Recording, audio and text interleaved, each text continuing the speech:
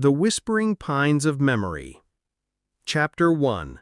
The Cabin in the Woods. In the heart of the Adirondack Mountains, nestled among towering pines and crystal-clear streams, there stood a cabin. It was an old, rustic structure, its wooden walls weathered by years of wind, rain, and snow. For decades, it had belonged to the Callahan family, a place where generations had gathered to escape the hustle and bustle of city life. Now it belonged to Eleanor Callahan, a woman in her early 60s who had inherited the cabin after her father's passing. Eleanor had always loved the cabin. It was a place of peace and solitude, where the air smelled of pine, and the only sounds were the rustling of leaves and the occasional call of a loon. But now, as she stood on the porch, holding the keys in her hand, she felt a pang of sadness. Her father was gone, and the cabin felt empty. She took a deep breath and unlocked the door. Inside, the cabin was just as she remembered it: wooden beams, a stone fireplace, and windows that looked out onto the lake. But it was also filled with memories, each one a reminder of the life she had loved and the people she had lost. Chapter 2. The Box in the Attic. Over the next few days, Eleanor began to clean out the cabin, sorting through the belongings her father had left behind. She found old books, fishing gear, and a collection of vinyl records that brought a smile to her face. As she worked her way through the cabin, she decided to tackle the attic. It was a dusty, cramped space filled with boxes and forgotten treasures. She pulled down one box after another, sifting through their contents, until she came across one that made her pause. It was a small wooden box with intricate carvings on the lid. She recognized it immediately. It had belonged to her mother. Eleanor's heart skipped a beat as she opened the box. Inside, she found a collection of letters tied together with a ribbon. The letters were addressed to her mother, Margaret, and they were from her father, James, written during the early years of their marriage. Eleanor's hands trembled as she untied the ribbon and began to read. Chapter 3. The Letters. The letters were filled with words of love, longing, and hope. James had written them while serving in the military, stationed far from home. My dearest Margaret, the days are long without you, but your letters make the distance feel a little smaller. I dream of the day I'll be back in your arms, surrounded by the pines and the quiet of the cabin. Until then, know that I carry you with me always.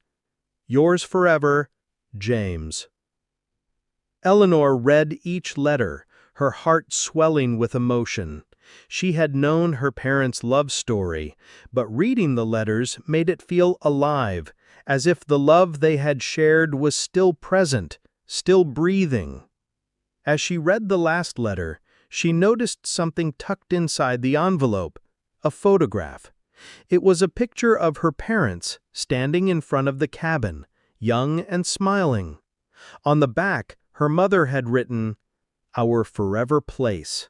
Love grows here." Chapter 4. The Whispering Pines. That night, Eleanor sat by the fireplace, the letters spread out before her. She felt a deep connection to her parents, as if their love had reached across time to comfort her. She decided that she would stay at the cabin for a while, to honor their memory and to find peace. The days that followed were filled with quiet reflection. She took long walks through the woods, listening to the whispers of the pines. She sat by the lake, watching the ripples on the water, and she read her parents' letters, over and over, each time finding new meaning in their words. One evening, as she was preparing dinner, there was a knock at the door. She opened it to find her son, Ben, standing on the porch. "Mom," he said, grinning, "I thought you could use some company." Eleanor was filled with joy. "Ben, what are you doing here?" Ben shrugged. "I figured you could use some company. Besides, I wanted to see this place. I haven't been here in years." Chapter 5. The Bond. Ben's visit brought new life to the cabin. They spent their days exploring the woods, fishing in the lake, and talking late into the night. Eleanor told Ben about her parents' letters, and together they read them, marveling at the depth of love they expressed. One evening, as they sat on the porch, Ben said, "Mom, I can see why you love this place so much. It's magical." Eleanor nodded. "It is. It's a place where time stops, where you can just be, and it's filled with so much love." Ben smiled. "I think Dad would have loved it here too."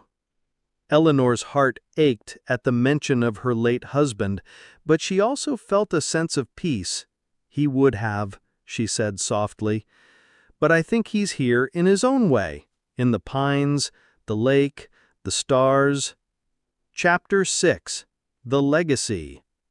As the weeks passed, Eleanor and Ben worked together to restore the cabin. They repaired the roof, painted the walls, and cleaned out the attic. They also planted a garden filled with flowers and herbs as a tribute to Eleanor's mother. One day, as they were planting, Ben said, "Mom, I've been thinking, maybe we could make this a family tradition. Come here every year, spend time together, keep the cabin alive." Eleanor's eyes filled with tears. "That's a wonderful idea, Ben. I think your grandparents would have loved that." Chapter 7. The Return. When it was time for Ben to leave, Eleanor walked him to his car. They hugged tightly, neither wanting to let go. "Thank you for coming," Eleanor said. "It's meant so much to me." Ben smiled. "Thank you for sharing this place with me. I'll be back, Mom. I promise." As Ben drove away, Eleanor returned to the cabin, feeling a sense of fulfillment she hadn't known in years. The cabin was no longer just a place of memories. It was a place of new beginnings, a place where love continued to grow. Chapter 8. The Symphony of Memory. That evening, Eleanor sat on the porch, watching the sun set over the lake.